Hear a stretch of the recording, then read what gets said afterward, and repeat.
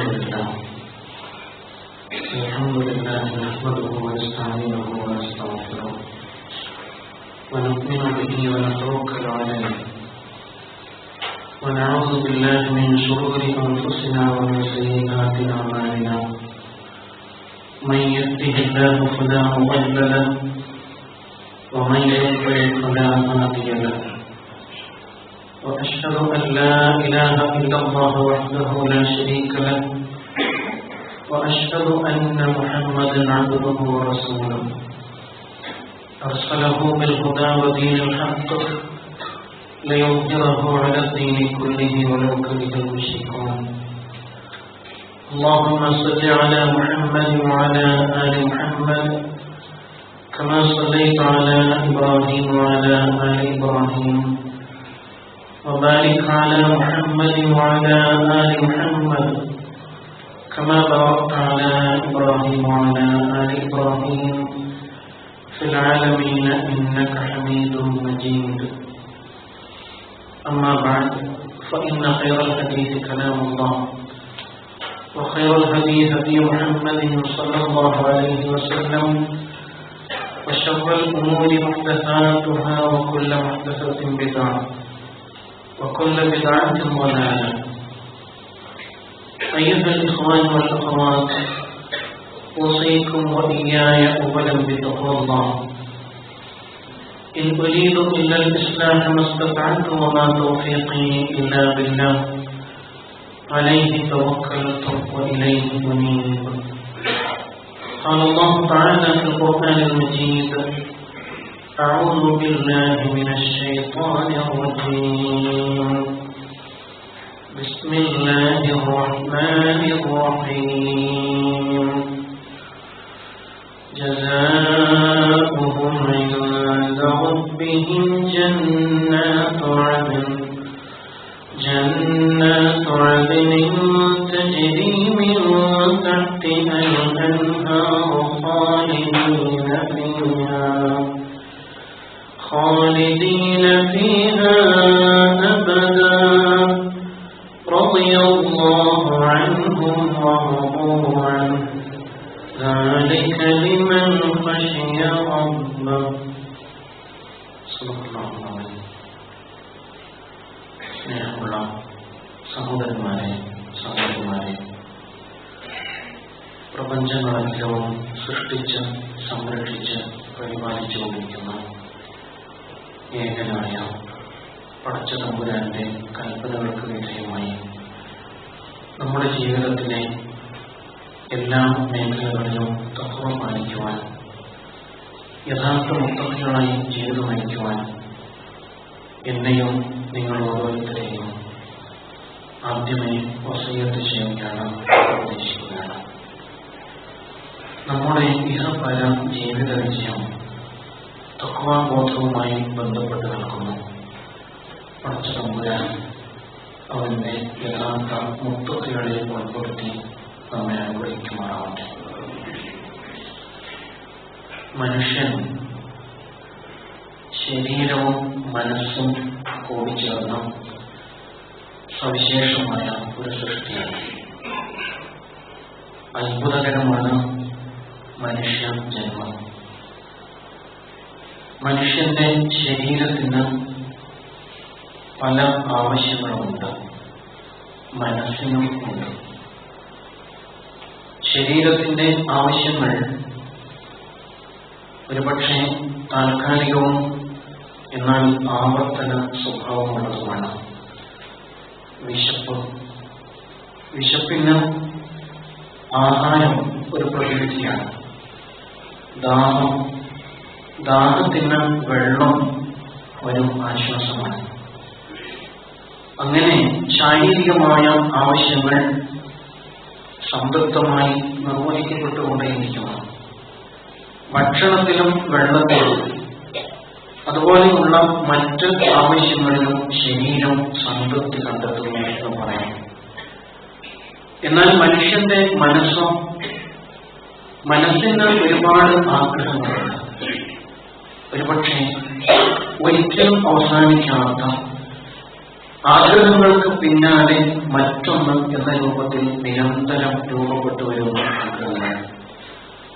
മനുഷ്യൻ പലപ്പോഴും തന്റെ മാനസികമായ ആഗ്രഹങ്ങളിൽ അവ പൂർത്തീകരിക്കുന്നതിൽ അത്ര സംതൃപ്തനായില്ല. നിരന്തരം ആഗ്രഹങ്ങൾ വന്നുകൊണ്ടേയിരിക്കുന്നു. ആ ആഗ്രഹങ്ങൾ സാക്ഷാത്കൃതമാകുമ്പോൾ അവൻ സന്തോഷിക്കും. അത് സാധ്യമായില്ലെങ്കിലും വീണ്ടും വീണ്ടും നിരാശ അവനെ ബാധിച്ചുകൊണ്ടേയിരിക്കും. ഒരു സത്യവിശ്വാസിയുടെ മനസ്സ് സംതൃപ്തി അനുഭവിക്കേണ്ടത് എങ്ങനെയാണ്? എങ്ങനെയാണ് നമുക്ക് സംതൃപ്തി ആസ്വദിക്കാൻ കഴിയുക എന്നത് വളരെ പ്രധാനപ്പെട്ട ഒരു വിഷയമാണ്. ഓരോ ആളും അവനവന്റെ കഴിഞ്ഞകാല ജീവിതം മുന്നോട്ടേക്ക് ഞാൻ ഭാഗ്യം കെട്ടവനായി പോയി, എന്റെ തലയിലെടുത്ത് ഇങ്ങനെയായി പോയി എന്ന് ജീവിതത്തിലെ ഓരോ അനുഭവങ്ങളും മുൻനിർത്തിയിട്ട് ഉത്തരം കണ്ടെത്താൻ പലപ്പോഴും ശ്രമിക്കും.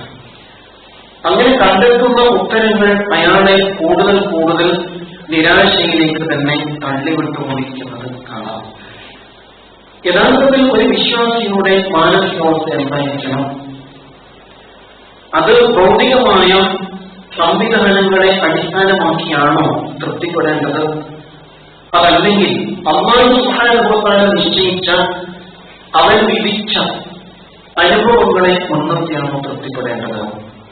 ഇത് നാം അന്വേഷിക്കേണ്ട വളരെ പ്രധാനപ്പെട്ട ഒരു കാര്യമാണ്.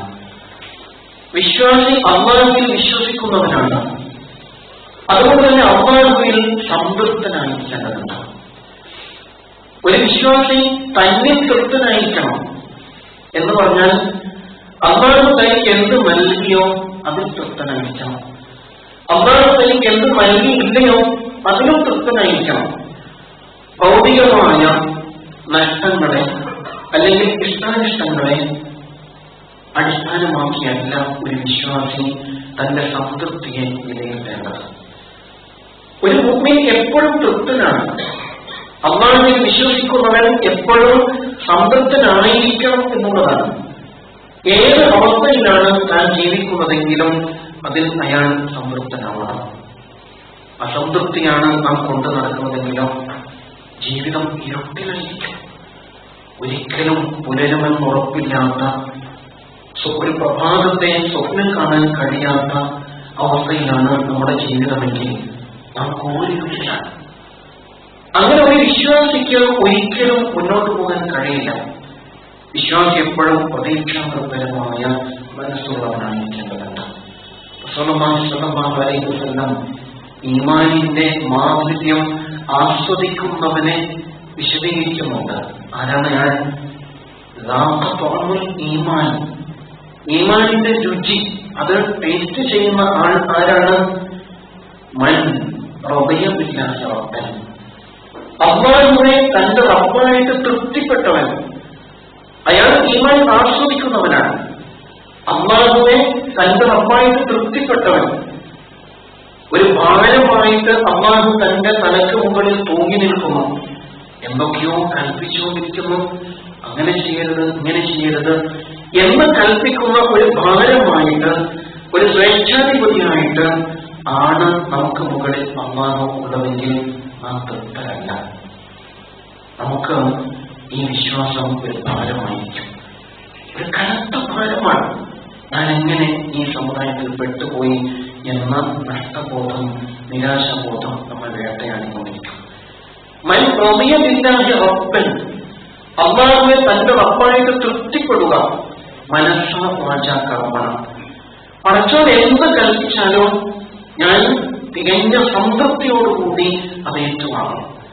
അത് കടുത്ത പരീക്ഷണമായാലോ, അത് നിറഞ്ഞ ആസ്വാദനങ്ങളുള്ള പരീക്ഷണമായാലോ, ഏത് സാഹചര്യമായാലും, കാരണം എന്റെ റബ്ബാണ് എനിക്കത് തന്നത്.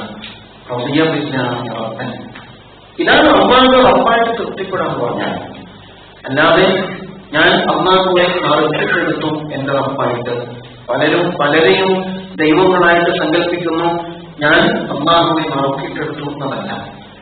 അല്ലെങ്കിൽ അവിചാരിതമായിട്ട് ഞാൻ അല്ലാഹുവിന്റെ അടിമയായിപ്പോയി, ഈ സമുദായത്തിൽ പിറന്നുപോയല്ല, അതുമല്ല. റളിയ ബില്ലാഹി റബ്ബൻ, മനസ്സുകൊണ്ട് അല്ലാഹുവെ വരിക്കുക എന്നതാണ് നമ്മൾ ഉദ്ദേശിക്കുന്നത്.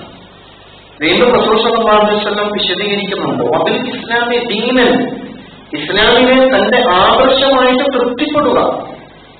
ബൈ ചാൻസ് അല്ല, ബൈ ചോയ്സ്, വളരെ ബോധപൂർവം തെരഞ്ഞെടുത്ത് തെളിയിക്കേണ്ടതുണ്ട് ഈ ദീൻ.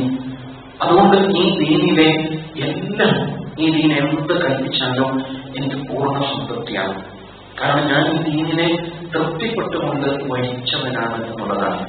വബി മുഹമ്മദ് റസൂല, ഈ ദീനിന്റെ പ്രായോഗിക മാർഗമായ മുഹമ്മദ് മുസ്തഫ സല്ലല്ലാഹു അലൈഹി വസല്ലമയോട് ചേരുക, ആ ചര്യയെ പിന്തുടരുന്നതിനുമാണ് ഞാൻ. മുഹമ്മദ് നബി സല്ലല്ലാഹു അലൈഹി വസല്ലമയെ അല്ലാഹുവിന്റെ ദൂതനായി അംഗീകരിച്ചുകൊണ്ട് ആ കാൽപ്പാടുകൾ ജീവിതത്തിന്റെ ഓരോ ശ്വാസോച്ഛ്വാസത്തിലും ഓരോ ഹൃദയമിടിപ്പിലും നെഞ്ചേറ്റുന്നവനാണ് ഞാൻ. ഇതാണ് നിയമം എന്ന് പറയുന്നത്. ഇങ്ങനെ തൃപ്തിപ്പെട്ടിട്ടുണ്ടോ നമ്മുടെ മനസ്സ്? അല്ലെങ്കിൽ ഏതെങ്കിലും ഒരു കാര്യത്തിൽ നമ്മുടെ മനസ്സ് ഒരു ഭാരമായിട്ട് അല്ലാഹുവെ, അല്ലാഹുവിന്റെ ദീനിനെ, അല്ലാഹുവിന്റെ ദൂതനെ കാണുന്നുണ്ടോ എന്ന് ആലോചിക്കണം. ഇത് നമ്മുടെ ഈമാനിന്റെ പൂർണ്ണതയുമായി ബന്ധപ്പെട്ട വളരെ പ്രധാനപ്പെട്ട ഒരു കാര്യമാണ്. എന്തുകൊണ്ടായിരിക്കും അങ്ങനെ വല്ലതും നമ്മുടെ മനസ്സിൽ ഇപ്പോഴും വിലങ്ങ് തടിയായി നിൽക്കുന്നുണ്ടെങ്കിൽ എന്തുകൊണ്ടായിരിക്കും അങ്ങനെ സംഭവിക്കുന്നത്? നാം സംതൃപ്തരല്ല. നമ്മുടെ ഇന്നത്തെ ജീവിതത്തിൽ നാം തൃപ്തരായിട്ടില്ല എന്നുള്ളതാണ്. റസൂലുള്ളാഹി സ്വല്ലല്ലാഹു അലൈഹി വസല്ലം വളരെ ചെറിയ ഒരു പ്രാർത്ഥനാ ശകലം നമ്മൾ പഠിപ്പിക്കുന്നുണ്ട്. അല്ലാഹുമ്മ ഇന്നി അഊദു ബിക മിൻ നഫ്സിൻ ലാ തശ്ബഅ, പടച്ചവനേ ഇന്നി അഊദു ബിക, ഞാൻ നിന്നോട് തേടുന്നു, മിൻ നഫ്സിൻ ലാ തശ്ബഅ, മതിവരാത്ത നഫ്സിൽ നിന്ന്, മതിവരാത്ത മനസ്സ്. എന്ത് കിട്ടിയാലും മതിയാകുന്നില്ല, എന്ത് കിട്ടിയിട്ടും തൃപ്തിയില്ല, അതിൽ ആശ്വാസം കണ്ടെത്താൻ കഴിയുന്നില്ല, അതിൽ സന്തോഷമില്ല, പിന്നെയും പിന്നെയും അക്കരെ പച്ചയിലേക്ക് തന്നെയാണ് നോട്ടം. അല്ലാഹുമ്മ ഇന്നി അഊദു ബിക മിൻ നഫ്സിൻ ലാ തശ്ബഅ, മതിവരാത്ത മനസ്സിന്റെ വന്യമായ വ്യാമോഹങ്ങളും ആർത്തിയും അത്യാഗ്രഹങ്ങളും അതിൽ നിന്ന് പടച്ചവനെ എന്നെ നീ കാക്കണേ എന്ന് പ്രാർത്ഥിക്കാൻ റസൂലുള്ളാഹി സ്വല്ലല്ലാഹു അലൈഹി വസല്ലം പഠിപ്പിക്കാൻ. അതിലെല്ലാം ഉണ്ട്. നാം വല്ല കാര്യത്തിലും അസംതൃപ്തരാണെങ്കിൽ അതിന്റെ അടിസ്ഥാന കാരണം അത് മാത്രമാണ്. നമുക്ക് മതിവരാത്ത എന്തോ ഇപ്പോഴും നാം ആഗ്രഹിച്ചുകൊണ്ടിരിക്കുന്നുണ്ട് എന്നതായിരിക്കും അതിന്റെ കാരണം. റസൂലുള്ളാഹി സ്വല്ലല്ലാഹു അലൈഹി വസല്ലം വളരെ മഹത്തായ അല്പം വിശദമായ ഒരു പ്രാർത്ഥന പഠിപ്പിക്കുന്നുണ്ട്. ദുആഉൽ ഇസ്തിഖാറ എന്നാണ് അത് അറിയപ്പെടുന്നത്. ഇസ്തിഖാറ, ഖൈറിനെ തേടുന്ന പ്രാർത്ഥന. ഏറ്റവും ഖൈറായത് എന്താണോ അത് തനിക്ക് ലഭിക്കാൻ വേണ്ടിയിട്ട് അല്ലാഹുവോട് പ്രാർത്ഥിക്കുക എന്നതാണ് നമ്മൾ ഉദ്ദേശിക്കുന്നത്. ജാബിർ റളിയല്ലാഹു അൻഹു റിപ്പോർട്ട് ചെയ്യുന്ന ഹദീസിൽ, ഇമാം ബുഖാരി ഉദ്ധരിക്കുന്ന ഹദീസിൽ നമുക്കിങ്ങനെ കാണാം, കാന റസൂലുള്ളാഹി സ്വല്ലല്ലാഹു അലൈഹി വസല്ലം യുഅല്ലിമുന ഇസ്തിഖാറ, ഖൈറിനെ ചോദിക്കുവാൻ റസൂൽ സ്വല്ലല്ലാഹു അലൈഹി വസല്ലം പഠിപ്പിച്ചു. ഫിൽ ഉമൂരി കുല്ലിഹ, എല്ലാ കാര്യങ്ങളിലും ഏറ്റവും ഖൈറായതിനെ അല്ലാഹുവോട് ചോദിക്കണം എന്ന് റസൂൽ സ്വല്ലല്ലാഹു അലൈഹി വസല്ലം പഠിപ്പിക്കുന്നു. കസൂറത്തി മിനൽ ഖുർആൻ, വിശുദ്ധ ഖുർആനിലെ ഒരു സൂറത്ത് പോലെ അത്രയും പ്രാധാന്യപൂർവമാണ് റസൂൽ സല്ലല്ലാഹു അലൈഹി വസല്ലം ഈ പ്രാർത്ഥന ഞങ്ങളെ പഠിപ്പിച്ചത് എന്ന് ജാബിർ റളിയല്ലാഹു അൻഹു നമ്മൾ ഓർക്കുകയാണ്. റസൂലുള്ളാഹി സ്വല്ലല്ലാഹു അലൈഹി വസല്ലം ഈ പ്രാർത്ഥനയ്ക്ക് ഒരു ആമുഖം പറയുന്നുണ്ട്. ഇദാ ഹമ്മ അഹദുക്കും ബിൽ അംർ, നിങ്ങൾ എന്തെങ്കിലും ഒരു കാര്യം മനസ്സിൽ ആഗ്രഹിച്ചാൽ, എന്തെങ്കിലും ഒരു ലക്ഷ്യം മനസ്സിൽ കൊണ്ടു നടക്കുന്നുവെങ്കിൽ നിങ്ങൾ ലഘുവായ 2 റക്അത്ത് നമസ്കരിക്കുക. മിൻ ഗൈരിൽ ഫരീദ, ഫർളല്ലാത്ത 2 റക്അത്ത് നമസ്കരിക്കും. സുമ്മയഖൂൽ, എന്നിട്ട് പ്രാർത്ഥിക്കും. ഏറ്റവും ഹൈറായതിന് വേണ്ടിയിട്ട് അല്ലാഹുവോട് തേടണം. ഒരിക്കലും നമ്മൾ ഭാഗ്യം കെട്ടവരാവില്ല, നമ്മൾ ഒരിക്കലും അസംതൃപ്തരാവുകയില്ല, ഉള്ളതിൽ മതിവരാത്ത വ്യാമോഹങ്ങളുമായിട്ട് നടക്കുന്നവരാവില്ല എന്നതാണ് റസൂൽ സല്ലല്ലാഹു അലൈഹി വസല്ലം ഇതിന്റെ പ്രയോജനമായിട്ട് നമ്മൾ പഠിപ്പിക്കുന്നത്.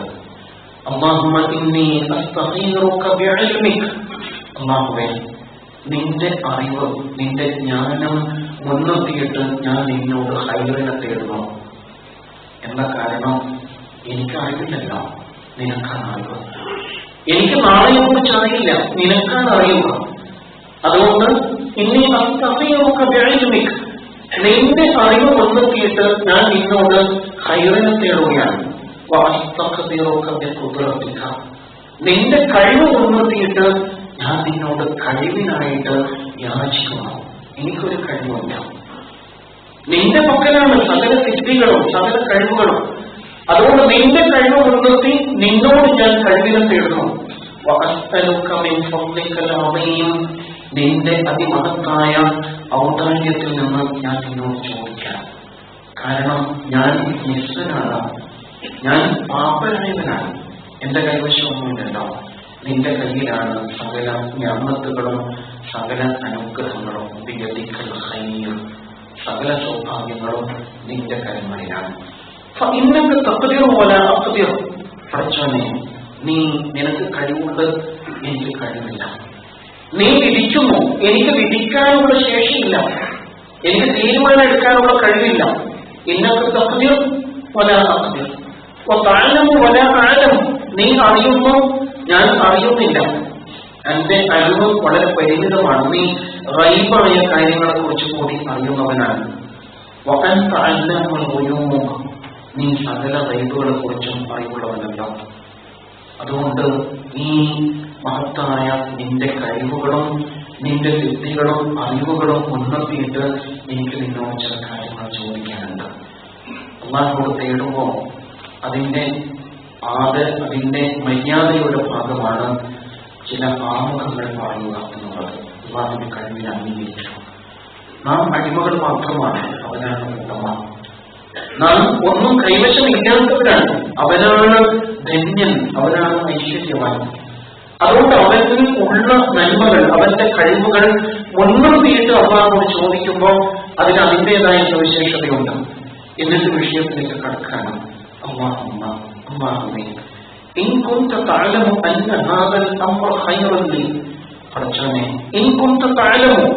നീ അറിയുന്നുവെങ്കിൽ ഈ കാര്യം ഞാൻ ചെയ്യാൻ പോകുന്ന, ഞാൻ തീരുമാനിച്ചിരിക്കുന്ന ഈ കാര്യം എനിക്ക് ഹൈറാണെങ്കിൽ, എന്റെ ദീനിന്, എന്റെ ജീവിത വഴിയിലും എനിക്കത് ഹൈറാണെങ്കിൽ, എന്റെ കർമ്മങ്ങളുടെ പര്യവസാനത്തിലും അത് ശുഭകരമാണെങ്കിൽ, താൽക്കാലികമായ ഫലമനുസരിച്ചും ആത്യന്തികമായ ഫലം മുമ്പിൽ കണ്ടുകൊണ്ടും എനിക്കത് ഗുണകരമാണെങ്കിൽ, പഠിച്ചനെ എനിക്ക് നീ അത് സാധിപ്പിച്ചു തരണം. അതിനർത്ഥമുള്ള വാക്കുകൾ. എങ്ങനെയെങ്കിലും കുറുക്കു വഴിയിലൂടെ കാര്യങ്ങളെ തട്ടിപ്പറിച്ചെടുക്കുക എന്നൊരു രീതിയുണ്ട് പൊതുവെ മനുഷ്യന്. കൺമുമ്പിൽ ഒരു പൂവ് കാണുമ്പോൾ അതാരുടേതാണ്, എങ്ങനെയാണ് ഒന്നും നോക്കാതെ, അത് ആസ്വദിക്കാൻ പോലും നിൽക്കാതെ എങ്ങനെയെങ്കിലും തട്ടിപ്പറിച്ച് തന്റേതാക്കുക എന്നത് മനുഷ്യന്റെ പ്രകൃതമാണ്. അവിടെയാണ് ഒരു മുഅ്മിൻ അല്ലാഹുവോട് തേടുമ്പോൾ, തനിക്ക് ലഭിക്കേണ്ട നന്മകൾ അല്ലാഹുവോട് യാചിക്കുമ്പോൾ അതിസൂക്ഷ്മമായ ശൈലിയിൽ ഇത് എന്റെ ദുനിയാവിന് ഗുണകരമാവണം, എന്നാൽ അത് മുഖേന പരലോകം നഷ്ടപ്പെട്ടു പോകരുത്, പരലോക പ്രയോജനം ഉണ്ടാവണം. അതേപോലെ തന്നെ എനിക്ക് ദുനിയാവിനും അത് നന്നായിരുന്നെങ്കിൽ എന്റെ താൽക്കാലികമായ ആഗ്രഹങ്ങൾക്ക് ഗുണകരമാവണം, അതേപോലെ തന്നെ ആത്യന്തികമായ എന്റെ ലക്ഷ്യങ്ങൾക്കും അത് ഗുണകരമാവണം. ഇങ്ങനെ വളരെ സൂക്ഷ്മതയോടെ, ഏറെ ദീർഘവീക്ഷണത്തോടുകൂടിയാണ് ഈ പ്രാർത്ഥന മുന്നോട്ട് പോകുന്നത്. അങ്ങനെയാണെങ്കിൽ പഠിച്ചോനെ നീ എനിക്കത് സാധിപ്പിച്ചു തരണമേ. അതിൽ ഒരു ഇളവുണ്ട്, അതിൽ സംതൃപ്തിയുണ്ട്. അല്ലാഹുവേ, നീ ഉദ്ദേശിക്കുകയാണെങ്കിൽ എനിക്കത് എനിക്ക് സാധിപ്പിച്ചു തരണം. എന്നിട്ട് നീ അതിൽ എനിക്ക് ബർക്കത്ത് ചെയ്യണം റബ്ബേ എന്നുകൂടി ഒന്ന് ചേർത്ത് പറയാം. ഇനി അതിന്റെ മറുവശമാണ്, വൈകുന്ത താഴമോ, നീ അറിയുന്നുവെങ്കിൽ അന്റെ ആകത്തമ്മി, ഈ കാര്യം ഞാൻ തീരുമാനിച്ചിരിക്കുന്ന ഈ കാര്യം എനിക്ക് ശർറാണ് എന്നാണ് നീ അറിയുന്നതെങ്കിൽ, എനിക്കറിയില്ലല്ലോ, നിനക്കറിയാൻ കഴിയുന്നു. അതിനാൽ നീ അങ്ങനെ അറിയുന്നുവെങ്കിൽ, ഇത് എനിക്ക് ശർറാണ്, എനിക്ക് തിന്മയാണ് എന്ന് നീ അറിയുന്നുവെങ്കിൽ, എന്റെ ദീനിൽ, വമആശി എന്റെ ജീവിത വഴിയിൽ, വആഖിബത്തി അംരി എന്റെ കാര്യങ്ങളുടെ പര്യവസാനത്തിലും, വആജിലിഹി അതേപോലെ താൽക്കാലികമായ എന്റെ ആവശ്യങ്ങളിലും ആത്യന്തികമായ ആവശ്യങ്ങളിലും എനിക്കിത് ദോഷമാണ് എന്ന് നീ അറിയുന്നുവെങ്കിൽ ഫസ്രിഫ്ഹു അന്നി പടച്ചവനെ അത് എന്നിൽ നിന്ന് നീ അകറ്റണം. വസ്രിഫ്നി അൻ എന്നെ അതിൽ നിന്നും അകറ്റണം, അതിനെ എന്നിൽ നിന്ന് അകറ്റണം, എന്നെ അതിൽ നിന്നും അകറ്റണം എന്ന് പറഞ്ഞുകൊണ്ട് അതിൽ നിന്ന് പൂർണ്ണമായിട്ടും മുക്തരാവുക എന്നതാണ് ഒരു മുഅ്മിനിന്റെ നിലപാട് എന്ന് റസൂൽ സല്ലല്ലാഹു അലൈഹി വസല്ലം ഈ പ്രാർത്ഥനയോട് പഠിപ്പിക്കണം. മാത്രമല്ല വഖ്ദിർ ലിയൽ ഖൈറ ഹൈസു കാന, ഞാൻ എവിടെയായിരുന്നാലും ജീവിതത്തിന്റെ ഏത് മേഖലയിലായിരുന്നാലും പടച്ചവനെ എനിക്ക് നീ നന്മ മാത്രമേ നൽകാവൂ എന്നുകൂടി ചേർത്ത് പറയുന്നു. എന്നിട്ട് എന്താണോ നീ എനിക്ക് ലഭിച്ചത് അതിൽ എനിക്ക് നീ സംതൃപ്തി നൽകുകയും ചെയ്യണമേ. അങ്ങനെയാണ് ഈ പ്രാർത്ഥന അവസാനിക്കുന്നത്. എന്താണ് നീ ലഭിച്ചത്? അത് ഭൗതികമായ ഒരുപക്ഷെ എനിക്ക് ഗുണകരമാണെങ്കിലും പരലോകത്ത് ദോഷമാണെങ്കിലും, ഭൗതികമായിട്ട് ദോഷമാണ് പരലോകത്ത് ഗുണകരമാണെങ്കിലും, ഏതായിരുന്നാലും പടച്ചവനെ എന്റെ എല്ലാ അർത്ഥത്തിലുമുള്ള നന്മക്ക് അത് പ്രയോജനപ്പെടണം എന്നാണ് പ്രാർത്ഥനയുടെ സാരം. ഇതിൽ സംതൃപ്തിയുണ്ട്. ഒരു വിശ്വാസിയെ സംബന്ധിച്ചിടത്തോളം ഇങ്ങനെ അള്ളാഹു ഉണർത്തിയിട്ട് ഒരു പ്രാർത്ഥന നിർവഹിച്ചുകൊണ്ട് നാം ഒരു നല്ല കാര്യത്തിലേക്ക് പ്രവേശിക്കുമ്പോൾ അള്ളാഹുവിന്റെ അനുഗ്രഹം ആ വഴിയിൽ തീർച്ചയായിട്ടും ഉണ്ടായിരിക്കും. മനസ്സിന്റെ തൃപ്തിയാണ് അതിൽ ഏറ്റവും പ്രധാനം. പക്ഷെ ഇങ്ങനെ പ്രാർത്ഥിക്കാൻ നമ്മുടെ മനസ്സ് സന്നദ്ധമാണോ എന്നുള്ളതാണ്.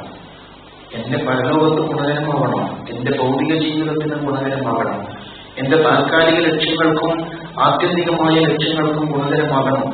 എല്ലാത്തിനും ഉപരി എനിക്ക് നീ വാഗ്ദാനം ചെയ്യുന്ന ഈ നന്മ മുഖേന എന്റെ പരലോകം സ്വർഗം നഷ്ടപ്പെട്ടു പോകരുത് റബ്ബേ എന്ന നിലക്ക് തീരുമാനമെടുക്കണമെങ്കിലും തീർച്ചയായും നമ്മുടെ മനസ്സ് അത്രമാത്രം വിശുദ്ധവും അള്ളാഹുവിലേക്ക് തിരിഞ്ഞു നിൽക്കുന്നത് ആയിരിക്കേണ്ടതുണ്ട് എന്നുള്ളതാണ്. സാമ്പത്തിക വിഷയം മുന്നിൽ വരുമ്പോൾ ഈ പ്രാർത്ഥന നമുക്ക് വലിയ ഒരു തണലാണ്, വലിയൊരു ആശ്വാസമാണ്. വലിയ വലിയ സംരംഭങ്ങളിലേക്ക് ഇറങ്ങിത്തിരിക്കുമ്പോൾ അല്ലാഹു സുബ്ഹാനഹു വ തആല തീർച്ചയായും നമുക്ക് കൃത്യമായ വഴി നിർണയിച്ചു തരും. ഇസ്തിഖാറ എന്ന് പറയുമ്പോൾ ഏറ്റവും ഹൈറായത് തിരഞ്ഞെടുക്കാം എന്ന് പറഞ്ഞാൽ ഒന്ന് ഹലാല് മറ്റൊരു ഹറാമ്, എന്നിട്ട് ഏത് വേണം എന്ന് തീരുമാനിക്കലല്ല, മറിച്ച് രണ്ടും ഹൈറാണ്, രണ്ടും ഹൈറായ വഴിയാണ്. എന്നാൽ അതിൽ ഏറ്റവും ഉത്തമമായത് ഏതായിരിക്കും?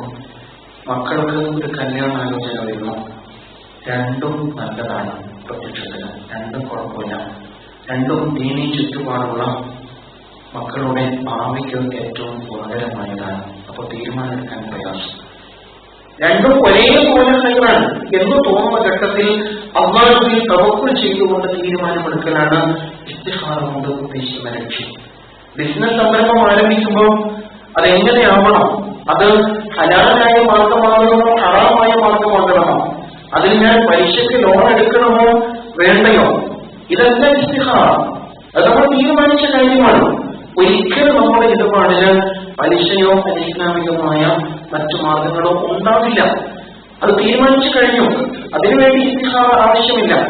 കാരണം അത് അല്ലാഹുവിന്റെ ദീൻ എന്ന് പഠിപ്പിച്ചു കഴിഞ്ഞാൽ.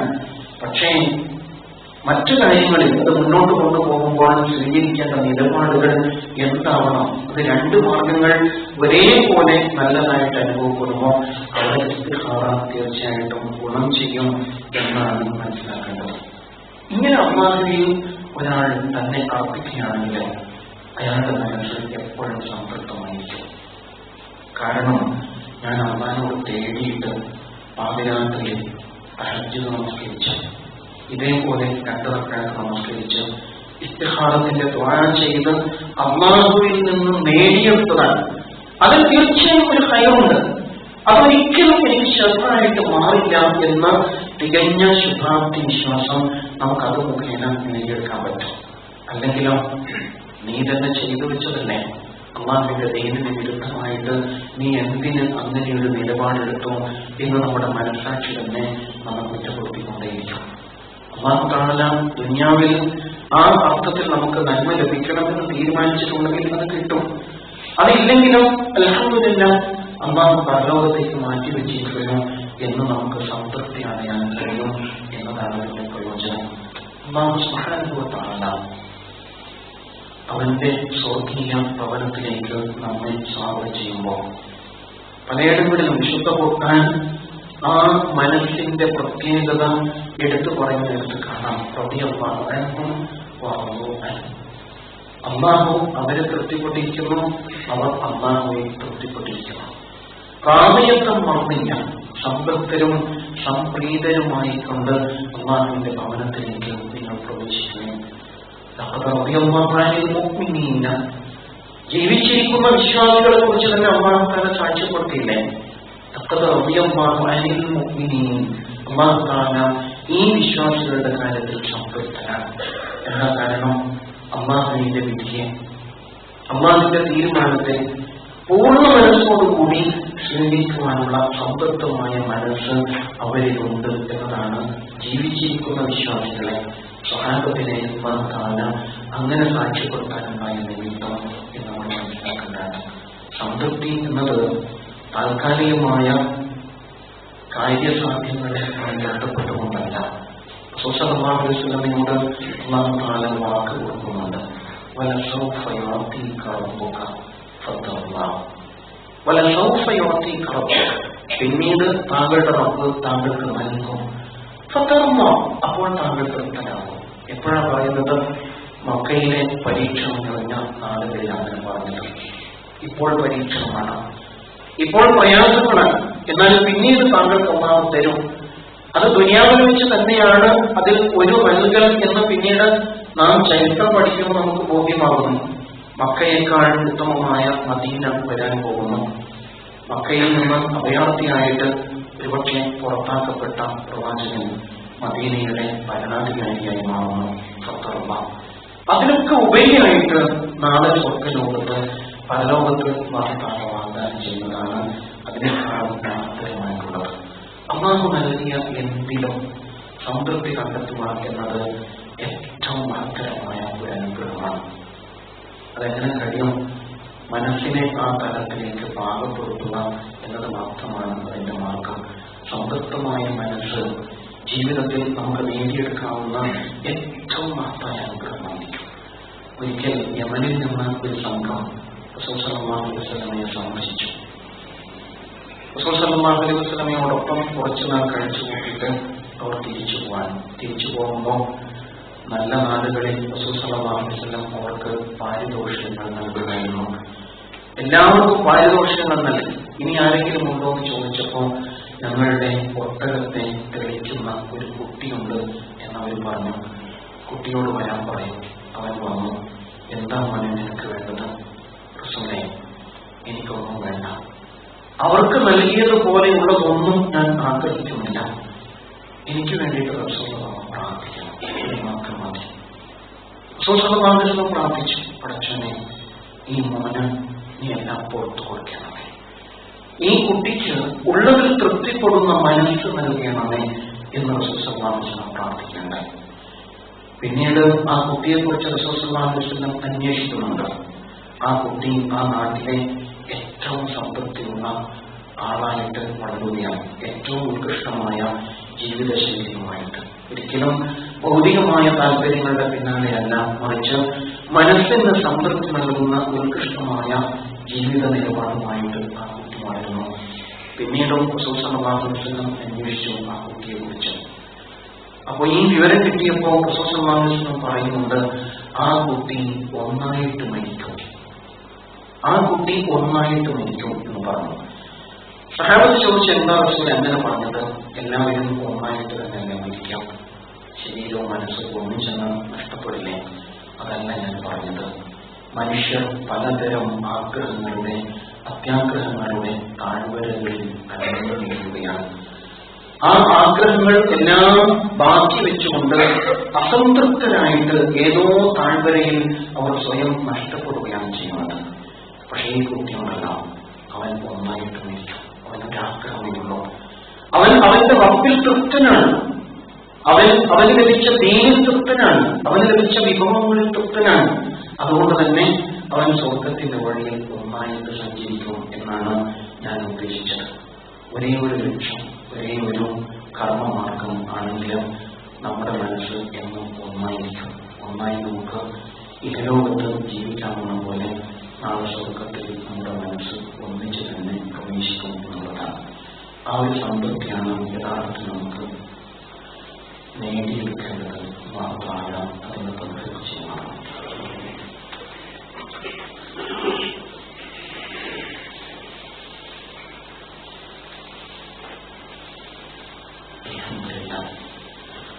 الحمد لله الذي هدانا لهذا وما كنا لنهتدي لولا أن هدانا الله.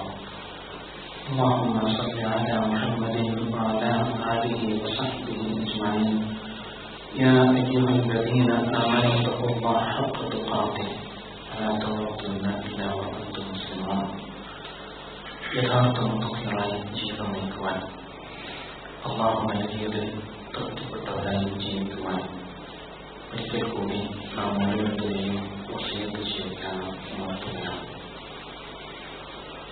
നമ്മുടെ മക്കൾ പരീക്ഷാ കാലത്തിലേക്ക് പ്രവേശിക്കാൻ അവർക്ക് നല്ല പിന്തുണ ആവശ്യമുണ്ട്. പ്രത്യേകിച്ച് മാനസികമായി അവർക്ക് കരുത്ത് പകർന്നു കൊടുക്കണം. പരീക്ഷ എന്നത് പലപ്പോഴും പ്രയാസകരമായ ഒരു കടമ്പയായിട്ടാണ് മക്കൾ കാണുന്നത്.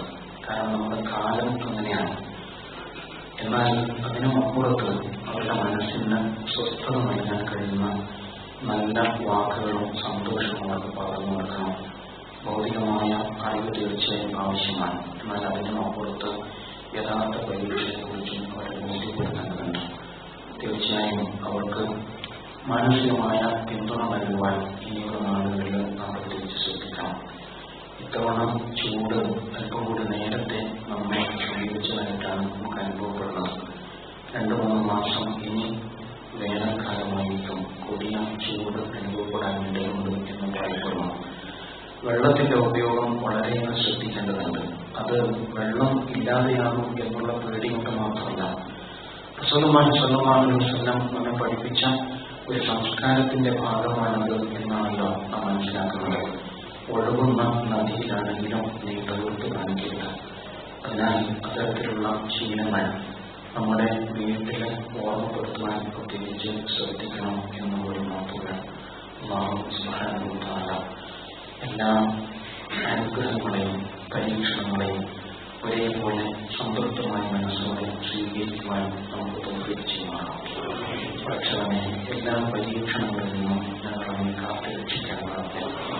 രോഗങ്ങളാൽ പ്രയാസപ്പെടുന്ന ഒരുപാട് സഹോദരങ്ങൾക്ക് അവർക്ക് നീ ശിഫ നൽകാൻ പ്രവർത്തനമേ. മാനസികമായി ഞങ്ങൾക്ക് നീ കരുത്ത് നൽകണമെന്നേ. നീ നൽകിയതിൽ തൃപ്തിപ്പെട്ടുകൊണ്ട് സന്തോഷിച്ചുകൊണ്ട് എല്ലാറ്റിലും ഉപരി നാളെ ഒരു ലോകമുണ്ടല്ലോ അവിടെ നേടിയാൽ മതി എന്ന തികഞ്ഞ സംതൃപ്തിയോടെ മുന്നോട്ട് പോകുവാൻ ഞങ്ങൾക്ക് നീ തൗഫീഖ് നൽകണമേ. പഠിച്ചവനെ ഞങ്ങളിൽ മരണപ്പെട്ടു പോയ മാതാപിതാക്കൾ ബന്ധുമിത്രാദികൾ എല്ലാവർക്കും മഗ്ഫിറത്തും റഹ്മത്തും നൽകി അനുഗ്രഹിക്കണേ. اللهم اغفر للمؤمنين والمؤمنات والمسلمين والمسلمات الأحياء منهم والأموات إنك مجيب الدعوات يا قاضي الحاجات. ربنا آتنا في الدنيا حسنة وفي الآخرة حسنة وقنا عذاب النار. اللهم أجرنا من النار. اللهم أجرنا من النار. اللهم أجرنا من النار. اللهم أعز الإسلام والمسلمين وأذل الشرك والمشركين وانصرنا على القوم الكافرين. ربنا اغفر لنا ولإخواننا الذين سبقونا بالإيمان ولا تجعل في قلوبنا غلا للذين آمنوا ربنا إنك رؤوف